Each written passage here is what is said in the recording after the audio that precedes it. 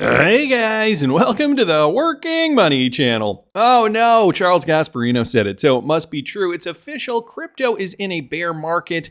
All the major digital coins, including Bitcoin, down more than 20%.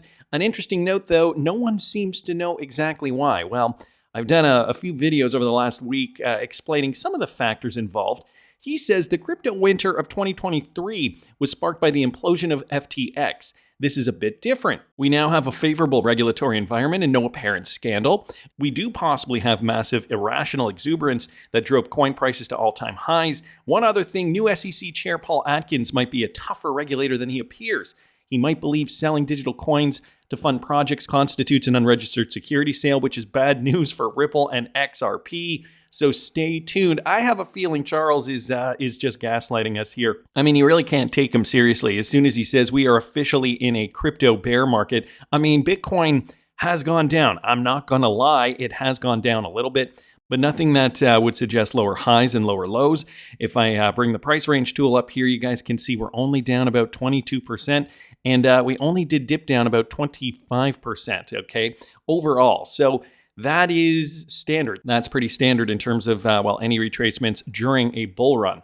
And so, as we're seeing this happen, these are going to happen more frequently and deeper cuts until we reach the top. When is that top going to be? Well, that is a good question. That is why I started the Patreon. I want to share my crypto trading journey with everybody. Considering this is my third bull market now, you can follow me at patreon.com/workingmoneychannel. If you want to know my opinion on this, I've been gleaning a lot of information from different sources here. And, my approach is to, amalgamate a lot of these great opinions here. Check this out from Rect Capital. Bitcoin is getting closer and closer to filling the CME gap formed back in November of 2024. The CME gap is located between 78,000 and 80,700 per coin, roughly. So for all intents and purposes, maybe $81,000.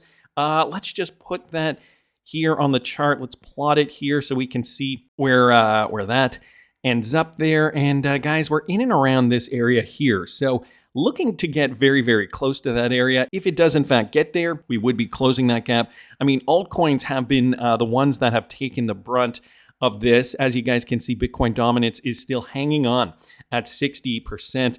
But fear and greed, guys, going further down, almost in the teens. Right now, we're at 20 for fear and greed. Market cap down another 4.7% and volume down about 4.4% at this moment in time. You guys can see we did get another blow. Cryptocurrency is in the red significantly today, but by single digits. Again, these are not large dips. When you're in a bear market, you know you're in a bear market. And for those of you guys who maybe this is your first bull run, I get that this feels a little bit scary. But this is par for the course, guys. This is what happens during a bull market. I mean, we do retrace, we do correct quite a bit. Cointelegraph bringing us a bit of optimism. Bitcoin's Wyckoff pattern suggests a $100,000 retest. Analyst says, but the top is not in yet. A similar setup in 2024 led to a 40% rally. Will history repeat itself? So guys, Wyckoff accumulation, what Cointelegraph is saying is that by the spring, which is just around the corner, we will see that springboard effect. And so this is when cryptocurrency is likely to springboard off and continue its bullish trajectory to the upside. Hopefully that is true. I mean, 40% last time, where would that bring us in terms of, even if we did correct down to this level, and we did see Bitcoin go up another 40%, 40-ish, give or take. Would that bring us? It's not actually that high. I mean, 40% bringing us just a little higher than all-time high, 112. If we take 40%, though, from the former all-time high, where would that bring us? Let's just check that out for a second here. Another 40% would bring us in and around 153. Now, I don't know. It doesn't say here if this was 40% from the former all-time high or if it was from that new low that would have been printed on this chart. But, one of these things that I look at is, I take information like this and I do my own research as well. And, this is just one of these things that I'm looking at here.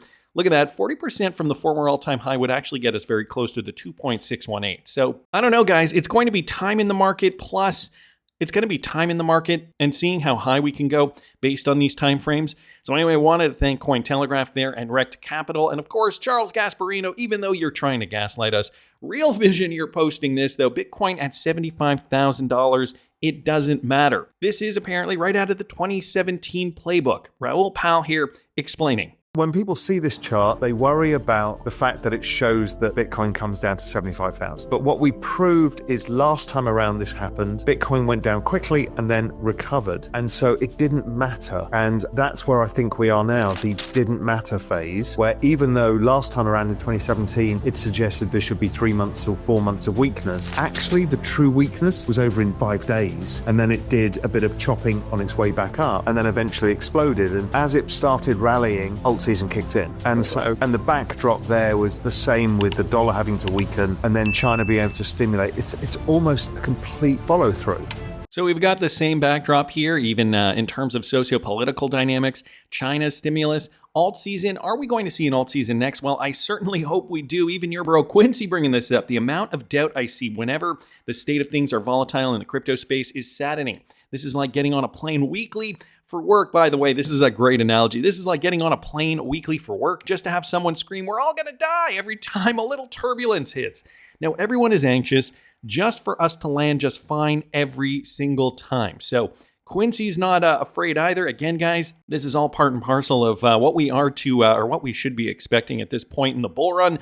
I know on the chart it doesn't look great, but alas, we will get out of it. I do believe there is still at least one more pump left in this bull market, at least one more. So again, for more information, more detailed information, you can follow me at patreon.com/workingmoneychannel. We do have tailwind effects in our favor. Eleanor Turret bringing this up, okay? Enforcement investigations and actions brought by the SEC under Gensler are dropping like flies. Remember, Monday, we got the Robinhood case dropped. Uniswap on Tuesday, Gemini on Wednesday.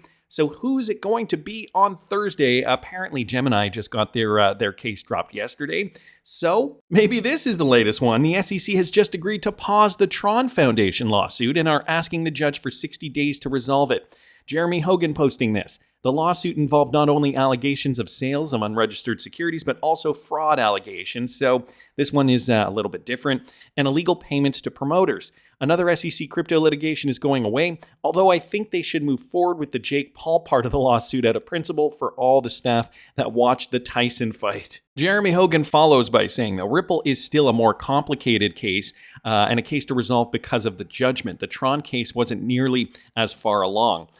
So that's right. First in, last out, because we do have so much more going on in terms of the Ripple case. So sounds as though some people were asking Jeremy in this tweet thread, but Jeremy already did bring up his prediction, I think.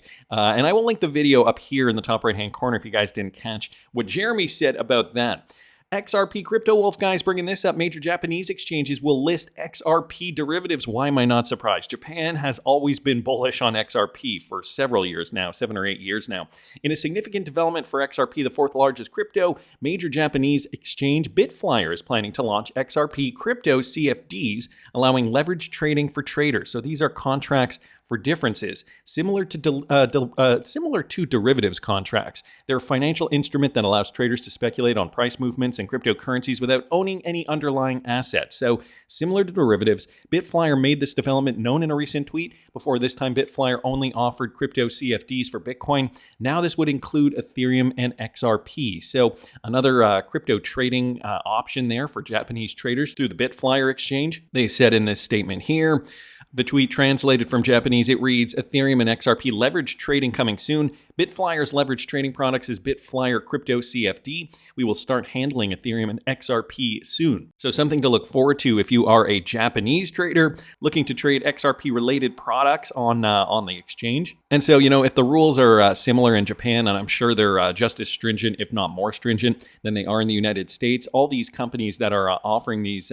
different products are going to actually have to hold XRP as collateral against these trade-related products, just to make sure they are in compliance with the rules. And guys, if they have to hold XRP on the books, that means they're buying and holding more demand for XRP going up, which means the XRP cryptocurrency also will have to go up in price. I gotta say, XRP has been holding up quite nicely, considering the rest of the market is really kind of taking a big dive. So that's XRP. Compare that to Bitcoin, even if I just bring up the chart here quickly on the daily. XRP still holding up quite nicely. We're still holding above this former support that we saw back at the end of December. XRP hitting $2.03. So that was in and around here, and you guys can see we did wick down back to that level, but now XRP remaining above there. Don't know if it's going to stay there. Maybe we will retrace back and form a solid base there on 203. We'll have to see. Let's take a look at XRP on the 1 hour real quickly. You guys can see yesterday I was hoping we would see that trend rebound, forming what was looking like an inverted head and shoulders pattern. We still have to get up above this trend line. We're not seeing that quite yet, so chances are this is going to be invalidated, and we're going to be making a base down in there. It's okay though, guys. The tailwinds looking very positive all around the world. And I think most importantly in the United States, we also have brand new news here from Ondo Finance. Apparently they are partnering up with Ripple partner Mastercard, one of the biggest credit card companies on the planet. So Mastercard is bringing Ondo Finance into the multi-token network as the first RWA provider on the network. The MTN enables banks to offer digital financial services to integrated businesses, and Ondo's short-term U.S. Treasuries fund will be the first tokenized RWA solution providing businesses on-chain with access to daily yield and flexible cash management. And you guys can see down here, there's just a little video here, 14-second video, just showing Ondo Finance and their brand new partnership with MasterCard. There is a blog post too that I will link in the description of this video if you guys are interested. A new partnership with MasterCard and its multi-token network, so the MTN, is marking a bold step into the future of digital finance and commerce. MasterCard's MTN will onboard Ondo Finance as its first provider of tokenized real-world assets. This integration will bring Ondo's short-term U.S. government treasuries fund to MTN, enabling businesses that onboard with Ondo to seamlessly access the benefits of tokenized securities. I do want to bring this up because it was not that long ago when Ondo Finance provided tokenized U.S. securities on the XRP ledger. So this was brand new news when Ondo Finance finally decided to provide tokenized U.S. securities on the XRP ledger. So again, from January 29th, 2025, only about a month ago. Now they are partnering with MasterCard, again, another Ripple partner. Beyond bringing yield to institutional balances for the first time, this integration marks one of the first live instances of direct connectivity between a private payment network and public blockchain networks. Banks have spent years developing private blockchain networks, fully incorporating the efficiencies of blockchain rails, but are finally opening the door to novel financial primitives on DeFi and RWAs. So guys, this is huge news. U.S. Treasuries now being tokenized through Ondo, as they were, previously had mentioned last month in this partnership announcement. But now, guys, going to be also running through MasterCard, a big payment provider, one of the largest. I think they're only second to Visa. So why is this important for businesses? Okay, it's more than just tokenized representations of short-term U.S. Treasuries. It is the first composable on-chain Treasury asset that offers key advantages: lower minimum fees, 24/7 instant investment and redemption, daily interest distribution. So this is going to be very lucrative, very appealing, I think, for many investors. Building a 24/7 financial ecosystem, well, I mean, banking and all this stuff should already be 24/7, considering it is becoming more global. We're working in different time zones. Many different companies work abroad. So, it's kind of a shame that this it's taken this long to get to this place. The future of capital markets is on-chain. Of course, Ondo's incorporation into MasterCard's MTN signals a significant step for both digital and traditional finance by combining the security and efficiency of MasterCard's infrastructure with the flexibility and yield potential of Ondo's tokenized assets. Unlocked by Ondo's Web3 native approach to finance, this relationship can redefine how businesses manage liquidity on a global scale. So there you guys have it. Ondo knocking it out of the park with this brand new MasterCard partnership. On top of which, we've also got the CEO of Ripple partner Thunes Payment. He's describing Ripple as that network layer, crypto native networks and infrastructure utilizing blockchain and exchanges for transfer. So just to put it into context here, okay, back in 2022, Ripple did post that they are excited to build our partnership out with Thunes Payment and Attijari Wafa Bank, extending RippleNet services into Morocco and the greater MENA region. So Thunes very happy about that as well. Not to mention, something that Chad Steingraber did bring up too. The second biggest credit card payment provider in the world, Visa, is partnered with Ripple partner Thunes. So we got the MasterCard connection through Ondo, Visa through Thunes, and they were working together for global what was it, global digital currency transactions, and that was earlier last year in April. So guys, Thunes, a big player in the space. Now we've got the CEO saying Ripple is going to connect. They are the network layer for this application. The Thunes CEO is Floris Decourt. I had to look up his LinkedIn profile here, so I've got it up here. And if you guys check it out here, down here to activity, you can see the post that he made. 20 years, what does it say down here? 20 years in fintech. I've never witnessed change like this. So mobile wallets will be the clear winner of the rapidly accelerating cash to digital shift in emerging economies across the Middle East, Southeast Asia, and Africa. Card schemes are out. So this is an emerging technology making big changes. The digital assets ecosystem, cryptocurrencies, non-fungible tokens, as well as the infrastructure supporting them are booming in those wallet-denominated emerging economies. Thunes' proprietary direct global network is uniquely positioned to lead this shift for its members. So we've got 320 plus wallets and APM direct integrations for the last mile delivery to the applications and users of digital assets, instant stablecoin liquidity funding via our Smart X treasury system, real-time stablecoin settlements pairing real-time payments with real-time settlement, our partnership with Circle and collaborations with Zero Hash Technology, Ripple, Yellowcard, Paxos, Lightspark, amongst others.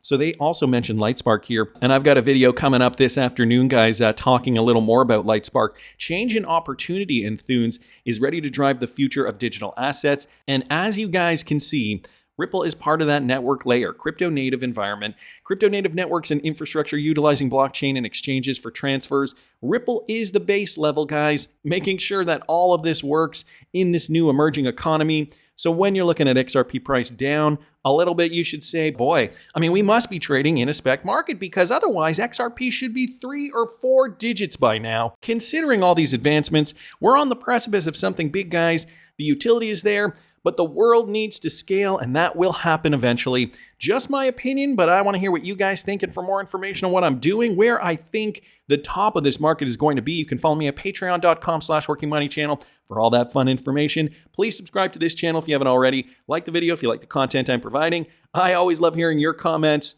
See you in the next one, guys.